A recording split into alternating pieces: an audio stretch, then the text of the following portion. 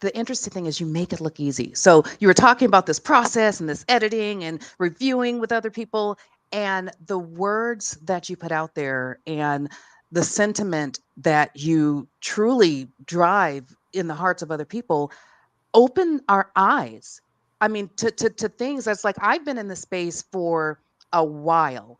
And I have, especially being a Black female executive in corporate America, not only Hmm. have I been in the space, for the last 5 years, speaking about representation and having a voice at the table, but I have been living that for the last, 25 years as I've worked my way up through the corporate ranks. So as you think about, all of the things that you talk about when it comes to DEI, when it comes to driving awareness to why it's not that, the saying is, if you keep talking about race, then racism will never go away. Lots of people are trying to come out with that narrative. Why should people from an organizational or leadership or managerial standpoint, especially today when DEI is considered so controversial, why should they even take time to understand and listen and learn how to bring DEI into their spaces? Well, because change is never easy and change is always controversial. And realize that change, no matter whether it's for the better or worse of mankind, people are going to oppose it. So I read a book called "The White Friends I Couldn't Keep" by Andre Henry, and he talks about how no matter what movement you have, there's going to be a certain population that's going to be dead set against it. Okay. You got to learn how to block out the noise and just keep doing it anyway. Trust you're doing the right thing. And realize that in doing the right thing, you don't always have to win over your enemies. You have to win over the people that are sitting on the fence. Uh, and so Okay. and so that changed my perspective. It's like, yeah, I can argue. Like I admit, I argue with trolls and people that are dead set against it. But it's like, You actually go into those conversations so instead of just saying, sometimes okay, if they're on my, great. sometimes they'll come on my post. I don't usually go Okay. on other people's posts to do that, but they'll come into my Okay. post. And sometimes I'm like, you know what, I got the time. I'll set them correct, or I'll stand up for myself. But really, I gotta spend my energy. I really, when I make content, is for the people. Is one, to encourage people that are already doing the work, and two, to motivate people that are sitting on the fence. That's the two people that I'm concerned about. Because I don't know if you know this person. His name's Dr. Robert Livingston. He's on LinkedIn. He's a Harvard professor. Okay. I follow him. You'll have to introduce me. Yeah, he does really good work. And he made a post that really, like, it was like a big aha moment. Mhm. He described three types of people in social justice movements. He described Okay. dolphins, sharks, and ostriches. And so the dolphins want equality, want to create equitable spaces. The ostriches stick their heads in the sand. They're kind of self motivated, and Okay. they just the ostriches are the ones that are like, yeah, you keep talking about race, create racism, or they just, Right. and then the sharks are actively opposing you or us. And so the work I do is mainly aimed for the dolphins, maybe some of Okay. the ostriches, but it's like I'm not worried about trying to fight all the sharks. I'm trying to get the Okay. ostriches and the dolphins. That is a beautiful way to describe it because I mean, I think about some of the work that I do in the space and trying to advocate for understanding that integration between what I grew up in, which is, white corporate America, and understanding the journey that so many of us who are not white, who are not male, who are LGBTQ and neurodiverse, have tried to help draw that alignment for ostriches, I guess, is the way that I would look at it, because I feel like maybe a lot of the ostriches, their heads are in the sand, because it's not just because, oh, I'm not controversial, I don't want to get involved in that, but it's because they truly are not aware. I've No. spoken with people that it's like, oh, I didn't know that that was happening. I didn't Yeah. know that that had happened. Right. And even people of even racially marginalized folks. I mean, like I've myself and other people have said that, like, you know, just because someone's racially marginalized does not make them an expert on DEI matters. And I found that out the hard way. Like I've gotten arguments with other black people or black men or Latino individuals, and they like they're really not aware of Yeah. the systemic stuff, even though there's a good chance they've been discriminated against, or they belong to a population that has been historically excluded. They're still not really aware of, like, systemic problems. They may be aware of individual racism, like they may know what it's like to be followed in a Right. store or called a slur, but they don't know about mass incarceration of Black and Hispanic men. They don't know about that. Oh, well, mass incarceration, um, and if you look at a lot of the states, I mean, I know the laws have changed over the years in terms of voting, but I think at one point in time, there were some states, it's like where a third of the state's Black male population couldn't vote. And Right. then, I mean, so it definitely is important for people like yourself to continue to drive that awareness. I know, and this is one of the reasons I don't ever say the term the Black community, because my experience is that there are communities within community. And so I always say the Black communities, because one of the conversations that I got into when I was an executive at Microsoft was this notion, this term of Black English. And a good number of people in the Black ERGs that I was speaking with as I was trying to work on AI technologies and to determine how to make sure that Black and Brown people are represented in Hmm. these AI technologies. The term came up, Black English or African American English, and it was something that I fought because when I asked the facilitators, like, well, can you explain to me exactly what Black English is? What, when you say Black English, what does that mean? She says, well, according to the vernacular specialists and all of this, it's the language that most Black people in America speak. And so I said, okay, so it's the language that most Black Nice. American born people speak. I said, so I'm Black. I was born in America. Do I speak Black English? And if I don't, does that mean you're saying I'm not Black?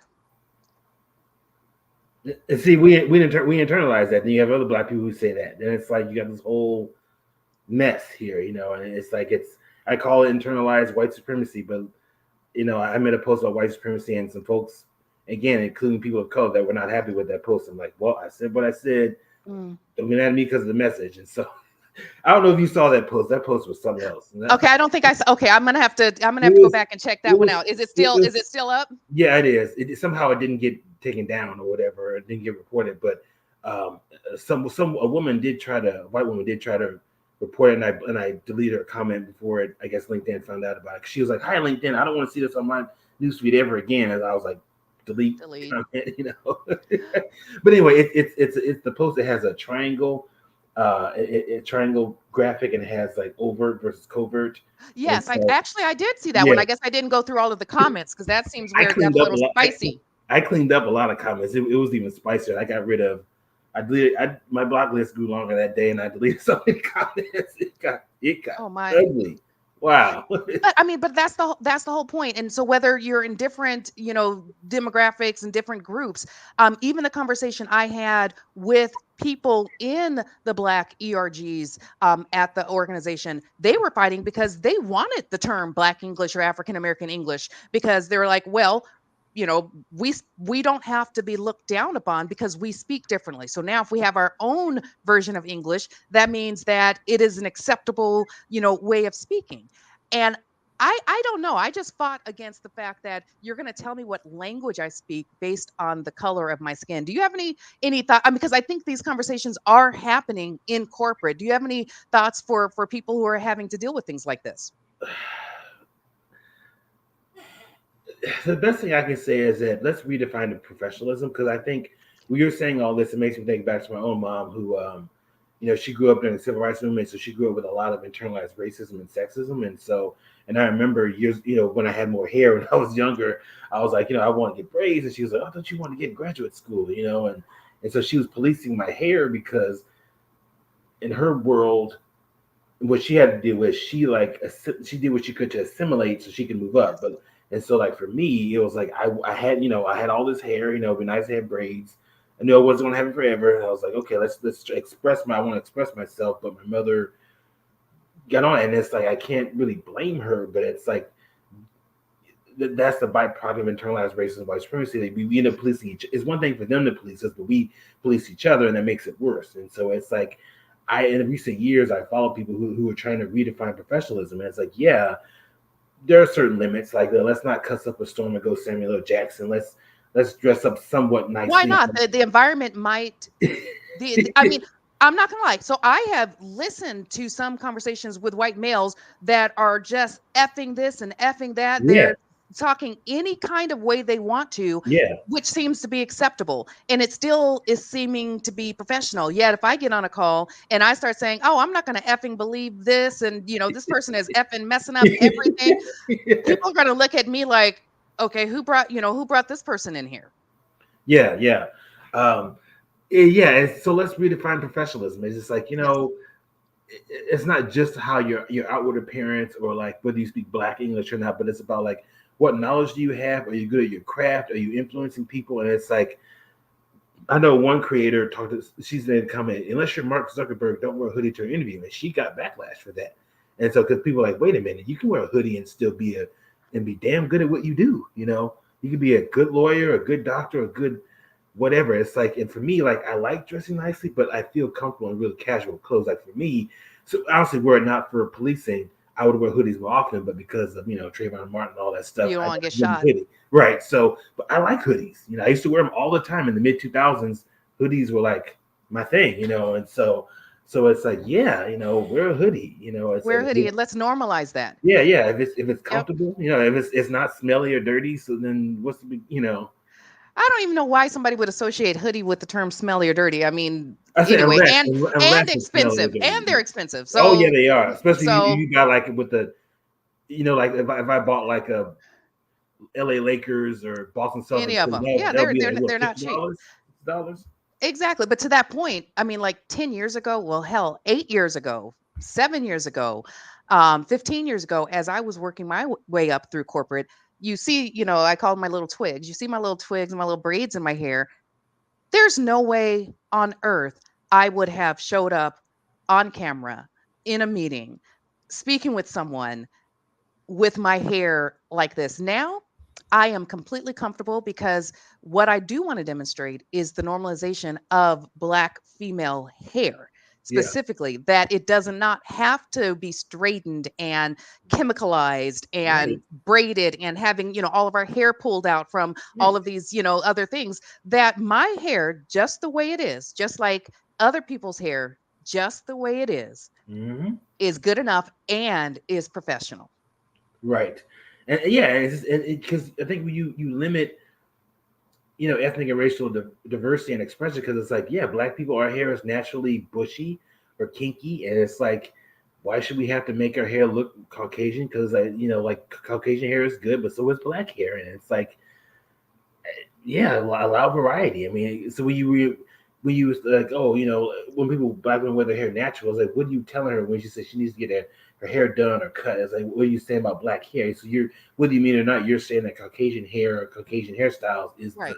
normal standard, whether you want to admit it or realize it or not. So Well, like the Hooters waitress that got terminated because and I think they've since changed this because of the what is it, the lock law now, the yeah, lock law. But because she dyed her hair blonde, and part of their dress code was you could wear your hair the way it could naturally be, and it's like, okay, but how many of these white women are dyeing their hair blonde yeah, that right, don't have blonde hair right, right, naturally? right. And Because so I why think is this not okay? right, because somebody told me that like natural blondes are actually rare. True blondes are rare, but I mean, we wouldn't know because a lot of women dye their hair blonde. So I mean, Because as I was told, blonde hair and blue eyes, that is like the gold standard. yeah, And think about that. If you're out there and you even have that notion, even personally, I get, and this is what I try to tell people. It's not that there's things that you think about when you're sitting at the board table, when you're sitting at the managerial table, or you're having a one-on-one with one of your employees, or you're trying to lead a meeting. It's not what you say in those times, but a lot of your own biases that you have not in those professional arenas, where that actually those biases come into how you make decisions about promotions, how you make yeah, decisions about who's going to be on certain projects, or about a person's look or tone is being angry or being aggressive, or yeah, it's like all of those things, they come into play. And I don't understand how people have such a difficult time seeing that in your mind. If you picture the most beautiful person in the world and you say that person has to have blonde hair and blue eyes, that is biased against literally all Black and brown people. Right. Yeah, it really is, and so um, they'll find a way to. It's called mental gymnastics. That's the thing. People find can pull mental gymnastics to avoid looking at their own flaws, look to avoid getting help, to whatever. I mean, they just pull all this Simone Biles in their head, and Yep. just trying to like, yeah, it's just dodging the reality, dodging the cognitive dissonance that comes with all that.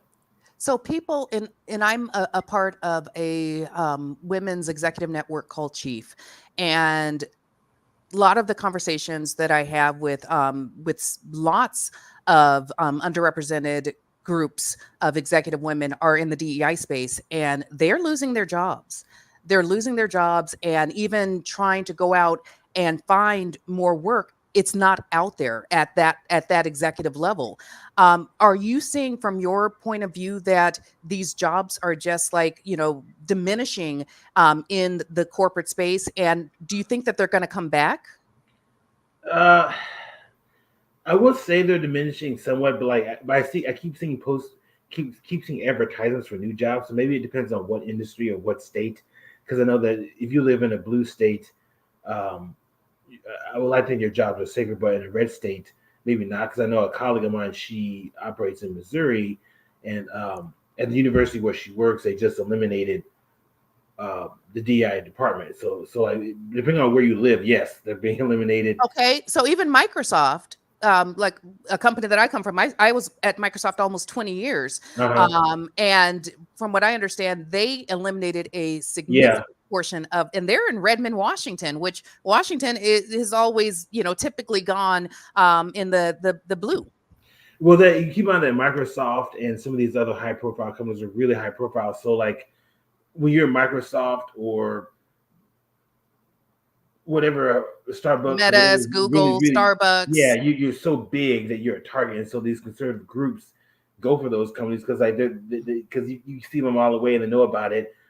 If it's like if it's a hospital in a blue state, it's probably different. But yeah, you're right. So if it's like a big name company that everybody knows about, they'll get rid of it because of the pressure from conservative politicians and activist groups that target, so yeah, I will say they are disappearing. Luckily, that there are still some that are still active and hiring. I do think it will come back because nothing lasts forever and things move in trends and fashions, and so whether VP Harris becomes president or not, at some point the situation will reach critical mass. And so with George Floyd, and so George, there was the pandemic. I saw a lot of DI jobs disappear. A lot of Right. people talk Okay. about jobs disappearing. In fact, I applied for one and one got pulled. And For so, because of the pandemic, you saw jobs. I thought the DEI jobs significantly grew during which George Floyd incident happened at the right, right. beginning of the pandemic. I'm talking about at the beginning of the pandemic, just before George Floyd died. The guy was Okay, murdered. So like, before yeah, so, April. so Okay. January, February, March, April. So like, they were the went into recession. I saw a lot of DA jobs get pulled, and then George Floyd was murdered, and then boom, they Boom, yeah, everybody. the jobs, and so Why are like we not seeing that with Sonia Massey? probably some misogynoir going on, some prejudice against black women going on, uh, yeah, so many other things going on, but yeah, it's so I just feel like I think it will come back, but it's something else will have to reach Right. critical mass, and it's just gonna be a hot mess. And so I don't know at what point this will get really better or Right. more people get it, but like I do think this can't last forever because we're part of the global majority. I mean we can't be oppressed forever. I'm not gonna come off as hopeful as you are, because a lot of times people with power, they feel they feel giving up anything is them giving up everything. Fair enough. And so let's not even go down that rabbit hole.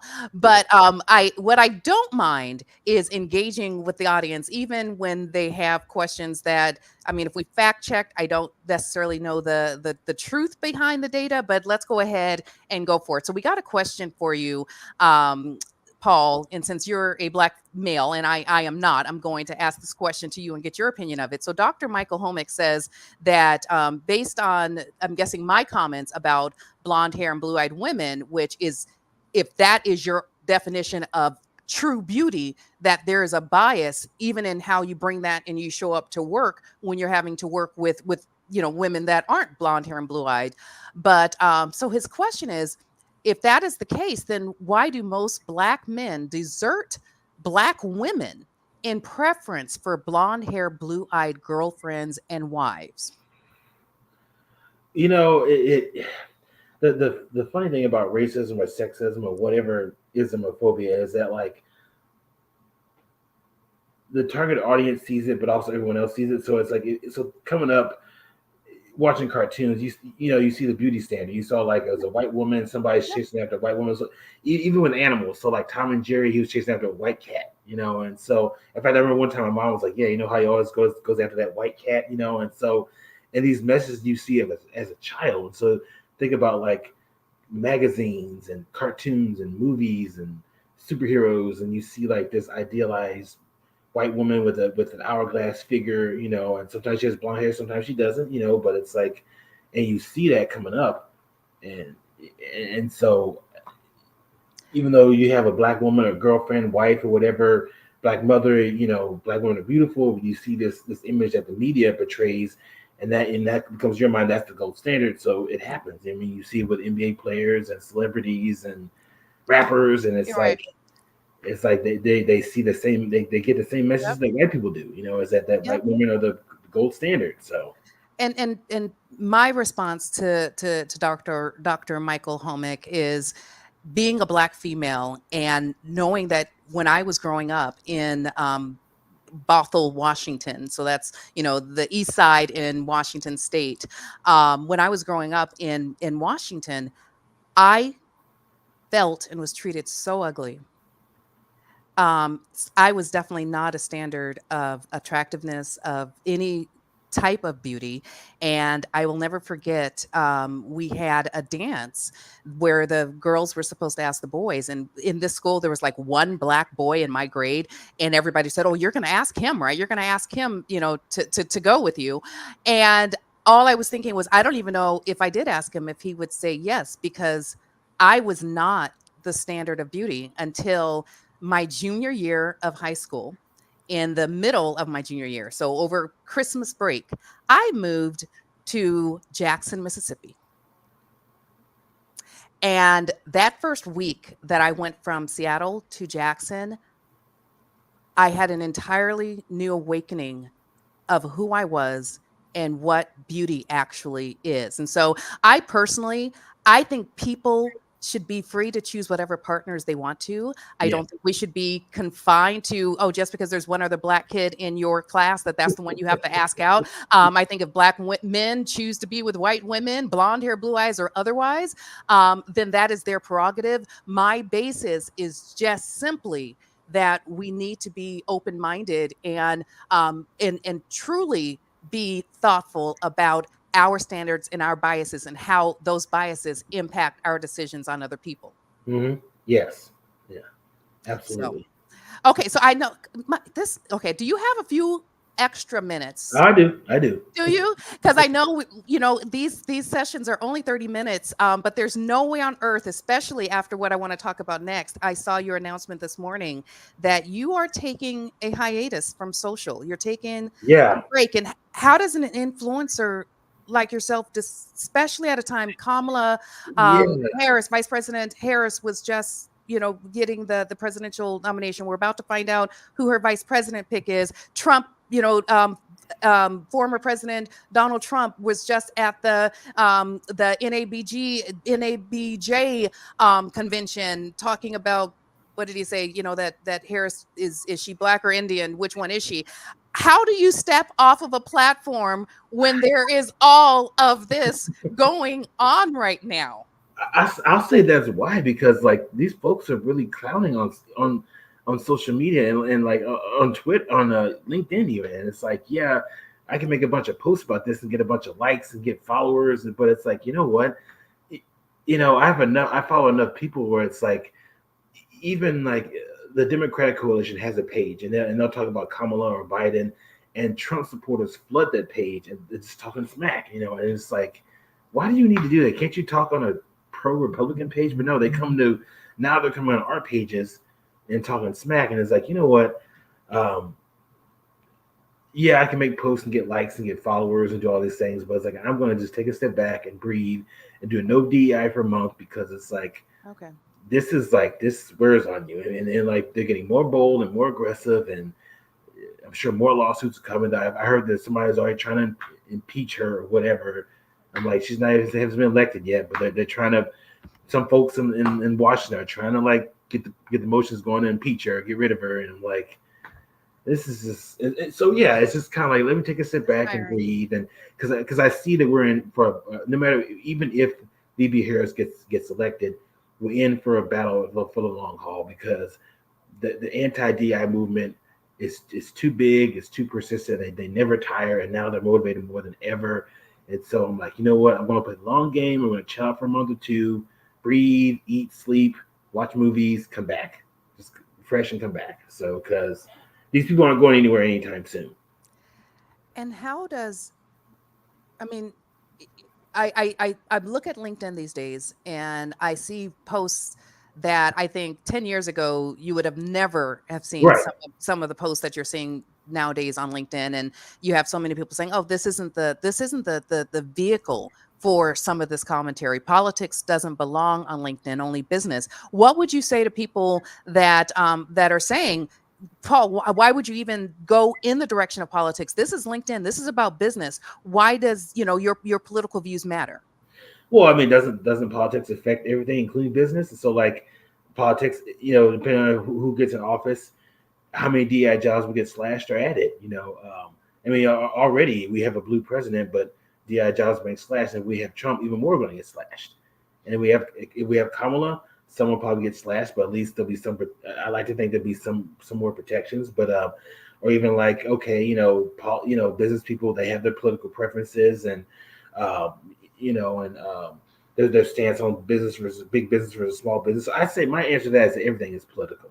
Right. Okay. Whether you voice it or not, politics affects everything. And so when you say this isn't a form of politics, it's like, well, that's either a point of privilege or a point of you not knowing what's going on. Uh, Yes. and so I like the luxury to say, oh, well, let's keep politics open, but I know politics affects my livelihood being a black man in America, more specifically a black man in the DEI space. Politics affects my livelihood. So, yeah, I want to talk about it because it affects me. So, and other people that look like me and that share my ancestry and people that don't look like me. Um, and so my next answer is like, you know what? Mind your P's and Q's. This is my platform. I use my platform where I see fit. You use your platform as you see fit. And same for everyone else. And I've told people flat out, they'll say, well, what are you doing with this? And, I'm like, you know what? I will not tell you what to do with your platform. Don't tell you what to do with mine. So what would you, I mean, that is fair because I mean the whole point of you having a space and having a platform and being an influencer is that people who are following you, there's something that you're saying that they either resonate with or they don't like and they want to see more of, Yeah. for whatever reason. So of course that is your space and there's a reason that you have as many followers as you do. But what about people that they don't have that influence? They are in a position where they have to, for their organization, a lot of chiefs of staff have a partnership with HR, for instance, and they're responsible for organizational culture. They're Mhm. responsible for employee resource groups. And there is going to be, over the next several months, there is going to be politics and political preferences and candidate, statements and, what we've seen in the past with a particular candidate is a lot of divisiveness Yeah. and emotions get heated. So Oh, what would you say to these individuals who are going to be in the workplace having to try to balance and maneuver around these political statements and topics that are coming up? the best thing I can say is know when and where to pick your battles. So, like when I work a regular 9 to 5, and then my regular 9 to 5, I don't really talk about race or politics because I work retail management to supplement my consulting income. And so when I'm in the store, I don't talk about race or politics. I hear other people do it, I stay out of it because it's like, you know Okay. what? I talk about it on LinkedIn. personal life. I don't need it there, and um, so for me, it allows me to compartmentalize, and so. But I also realize that me being in retail management, I depend on people who could polar opposite of me, and so whether it's making orders, whether it's delivering truck item, driving the truck or stocking shelves, I depend on people whose views differ vastly from mine. So it just says, so I just know in that area I'm not going to pick a fight because I don't want to alienate my truck driver and we not get our order next day, So Right. but like if it's a situation where you can afford to do it, voice your views, express yourself. If you're in a situation where you can't, where you'd alienate too many people and you'd affect your income or your business, then just know when and where to pick your battles. One of the things that I think about when it comes to this space is the right for people to have their views and perspectives. There was a lot of people that I had engaged with, and in 2016, and it's after Donald Trump, went through his 4 years as president, and then 2020 happened, January 6th happened. There's lots of individuals I know that they literally disconnected from people who voted one way or another. They said, Yeah, I don't want you in my lives. But how isn't that the exact opposite of what we're saying this country stands on? Doesn't this country stand on the fact that you're able to have perspectives and opinions and thoughts and different viewpoints, and that is actually healthy? And people, for instance, for former President Trump, they want you to think exactly one way, and if you don't think that way, it's like, what did he say? I'm going to jail my enemies. And yeah. enemies are just people who disagree with you. Isn't people who like disconnect or say, I don't want to hear anything from I call them Trumpers, I don't know if it's politically correct or not, but it is what it is. Aren't they doing the same thing though?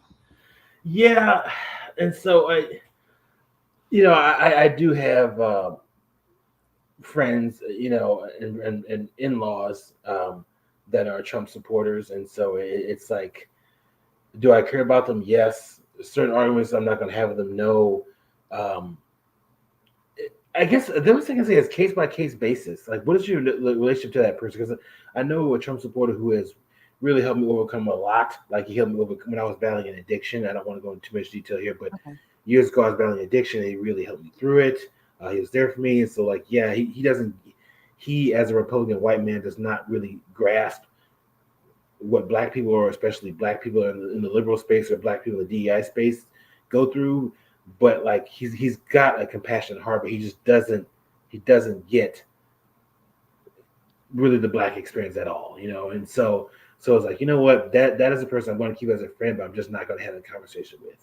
So Really? Is you yeah, okay? And see, I guess I approach it slightly different. I want to understand. So I'm actually not Democrat. I don't consider myself liberal. I consider myself very independent. okay, And it just is what it is. You can look at my skin color and assume whatever you want to assume, and people do it all the time. yep, But I do think that there is straight divisiveness and publicity that is toxic for what we're trying to do to run this country, to run this nation. And I listened to a lot of the interview that former President Trump did at the National Association for Black Journalists hmm, the other day, and I was just wondering, is this a ploy to just be distracting?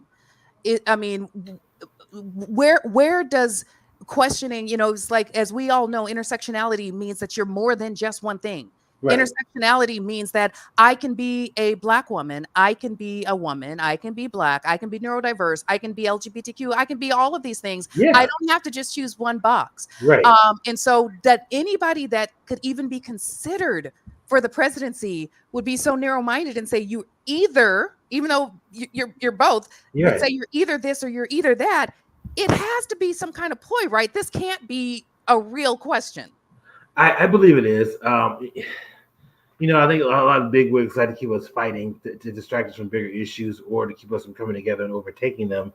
And so like, yeah, it just makes me think of in Florida, I think last year was it, when they banned Black history, but they mandated Asian history, and it's like, and the smart people caught on to that, like, wait a minute, what you're doing this to create friction between two marginalized communities, instead of solidarity. And so, but I'm glad a lot of people caught caught that trick and was like, wait a minute, how can you ban Black history but mandate Asian American history? And again, yes, we need Asian American history. We need to understand the contributions of Asian American individuals. But at the same time, why are you banning Black history? What kind of message are you sending? And so that sends so many messages, either direct and indirect, you know, uh, and so things like that. Well, I mean, it wasn't a total ban of Black history. If you remember in Florida, one of the things that they did was require, if you're, for instance, going to teach about slavery, teach Okay. about Oh the yeah, benefits that slavery had yeah, on yeah. Black people in America. And, we wouldn't be where we are today had it not been for slavery. So we should be thankful. Oh my I'm god. saying it in a very condescending tone, No, by the no, no, way. no, no. You have to take that out. I forgot about that. Now I remember that. But Yes. it's whitewashing Black history. I mean, let's just make this. Yeah, and the next, and then I know some books have. I've heard of books saying that, like, yeah, they came over on their own to help the settlers. And I'm like, wow, they came over on their own volition to help. Okay, and make sure that all their needs were met. And it's like, wow, this is like, this is more insulting than you just calling us the N word and saying we believe we belong as slaves. This is like so twisted and so sick and manipulative and like ugh. So what I wanted to, I know we're well over time, and I'm okay with this as long as you are. But what I would like to do, I don't know. Oh shoot, how did I get Dr. Michael's stuff up there? I want to get rid of it because I don't think it is pertinent to the conversation. Are you seeing it on your screen as well? Yeah, I want to get rid of that. Give me a second. sure. Hide. There we go. I was trying to look at it, but it's way too long for me to read as I'm still having a conversation with you as well. So, Dr. Michael, you'll just have to wait on this one. We heard your last question, and hopefully, we provided you an answer that was knowledgeable and aware. So, one of the questions that I have is I'm seeing a pullback from people using the term DEI because, as we know, DEI, the term itself is under attack. And I've heard it being called DEI stands for divisiveness, exclusion, indoctrination. Um, Or didn't earn it. and so a lot of organizations are moving to the term belonging. And so we want to make sure everybody feels like they belong, and this concept of belonging rather than DEI. Do you have any thoughts or opinions about that pivot? You know, I understand there's this thing as semantics, how you word things, but it's like people that are opposed to it. I mean, they'll eventually catch on. If they haven't caught on already. So you can change it something else, call it belonging, call it whatever. People that are vehemently opposed. There's no way you can peacefully protest this that will appeal to them. And I don't know where was it, James Baldwin or Martin Luther King, but like saying how like you can be as nice as you want to be or polite or formal, but you cannot appeal to their moral sense to make things better. And so you can call it belonging, but there's some going to see right through that. The sharks, they're still going to be against it, and so some ostriches may buy into it because it sounds nicer, but you're going to cause harm because let's say you just call this belonging. Let's just say I want everyone to belong. Let's say we have people that belong that have racist, sexist, and homophobic views. Let's create the need for DEI in the first place. So we're back at square one. You're just calling something different. So yeah, we have everybody in the room. We love each other. Hey, how you doing? But your beliefs are causing the need for this in the first place, because the reason why DEI was created is because of long-standing sexism and racism and ableism and all that stuff. Right. And so I don't know. I just don't like. I don't like changing the name unless it's an actual slur or something. Like if it's a word that's derogatory, truly derogatory, change it or don't use it. But it's like, this is something that's good, meant for good, and people can hijack it like they do with woke. Like they took woke and they just butchered it. Oh hell yes. So I'm like, you know what? If you want to change it, fine. I'm going to keep it because I'm going to let people know who I am and what I stand for. So I'm not going to make it look all nice and flaky for you. You can see what I stand for. If you don't like it, there's the door. So, well, if everyone's saying woke is that you're ultra sensitive about every little thing, then I would say woke can be on both sides of the political spectrum there, because I see lots of sensitivities about every thing Yeah. coming from both sides. So let me ask you this, and I do want to start wrapping up because I know I just can't keep you hostage here with me forever. Even though I'm very much enjoying the conversation, I do want to put it out there. If anybody in the audience has questions or something that you think that we should touch on before I let Paul go, please make sure to put it in the comments so I can see it and then we can have that conversation. But when I read your post today about just, I mean, like, there's not everything you like about Vice President Harris, right? I mean, there's things that you disagree with about her policies and politics.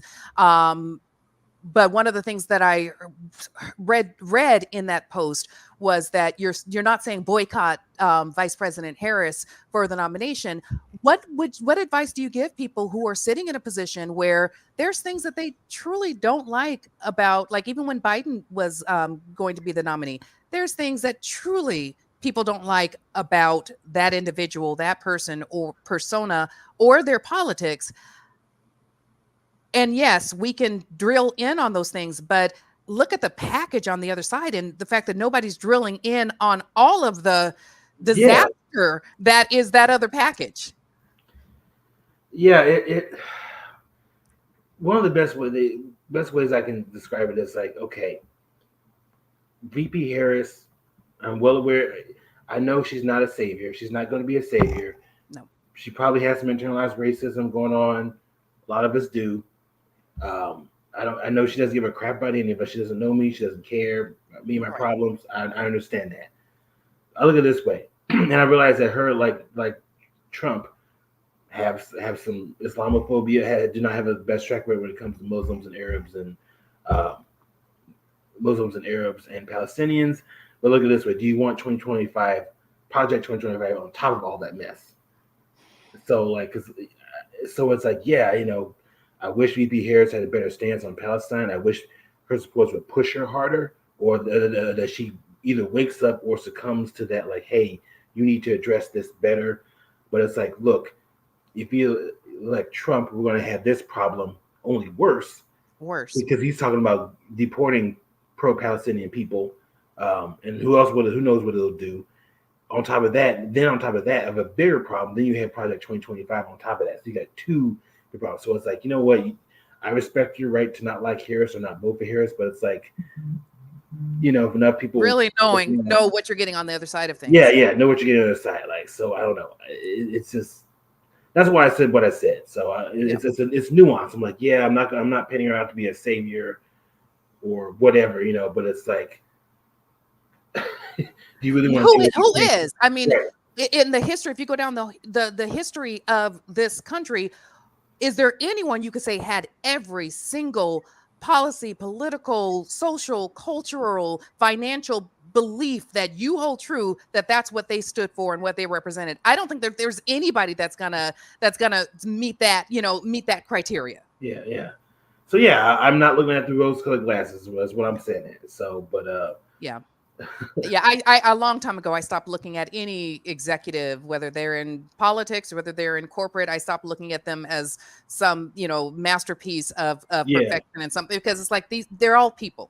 right. They're all people. They all have whatever agendas they have, Yep. whatever issues they have, every single last one of them. And so we have to respect the position that they're in, but also understand that these are just people. Okay, so you are taking a break for the next month or so. Any fun plans to close out the summer? Uh, yeah. So we're moving to Michigan. Um, From that's one reason why. So just like because we're moving, Okay, but also I want to catch up on reading and just okay, relaxing and just playing with my okay. kids and just I don't know, just not be obsessed with DEI for a little while and then come back even stronger. So I feel you and I understand that.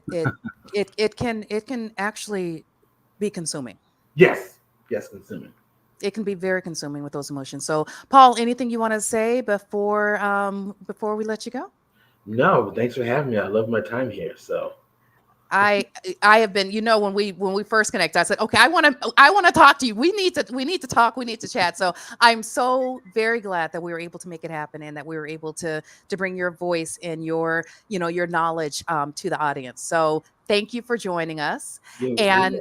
Yes. And to everybody who tuned in, we so sincerely appreciate you joining us for So You're Thinking About Being a Chief of Staff with Leigh Felton. I am here every other week where we talk about, as you saw today, we talk about things around operations and running the CEO office, but we also talk about things that your employees, your organization that are impacting us daily. And it's not something that you can push aside. So I sincerely appreciate you being here. Thank you very much for joining us, and I'll see you in a couple weeks. Take care.